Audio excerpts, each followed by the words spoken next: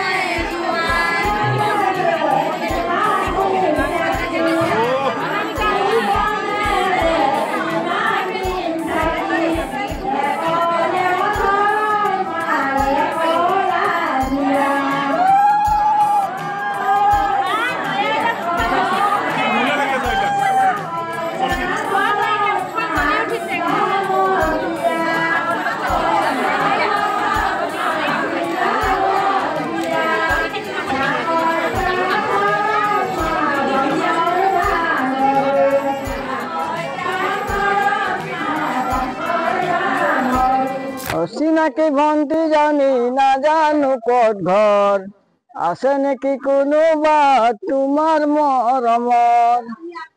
জান দিবিহিনে নাই ঐ বুকুৰে মৰম, যদিহে কোনোৱে কাষে চপা নাই মৰম চেনে দিমে গৈ দিমে উপচাই।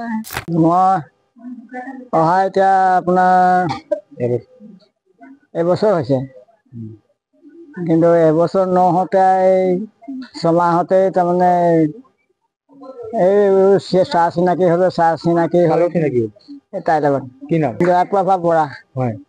তাৰপৰা এই বিহু নাম চাম গাবলৈ ললো আৰু ইয়াত ফূৰ্তি কৰি থাকো। এতিয়া কিহত কি হ'ল লাগিলে মই সেইটোতো একো গমেই নাপাওঁ। তেনেকে কৰোতে কৰোতে আৰু মৰমবোৰ বাঢ়ি বাঢ়ি গ'ল, বাঢ়ি বাঢ়ি গ'ল এতিয়া বিয়া এটা বন্ধ হৈ গ'ল। বিয়া প্ৰস্তুতি কেনেকুৱা? চলি আছে ধুমধাম। কেনে অনুভৱ ভালেই লাগিছে। আগতে আপুনি বিয়া পতা নাই? কন্যা বিয়া পাতিছিল নাই পতা। আপোনাৰ দুইজন অবিবাহিত? হয়। এতিয়া যুগ্ম জীৱন আৰম্ভ কৰি আপোনালোকে কেনেকে ইয়াতে থাকিব লাগিব? মানে কিহৰ কাৰণে আপোনালোকে ডেকা কালততো নালাগে, এনেকে ধৰক যেতিয়া বয়স ভাটি দিয়ে তেতিয়া চাওঁতা চিন্তা কৰোৱা এটা ইজনৰ সিজনৰ প্ৰতি এটা সহায় লাগে, তেনেকুৱাত লাগে, দুখীয়া পদে লাগে। আমি এনেইতো সুখত দৰকাৰ নহয়, কিন্তু দুখত দৰকাৰ হয়।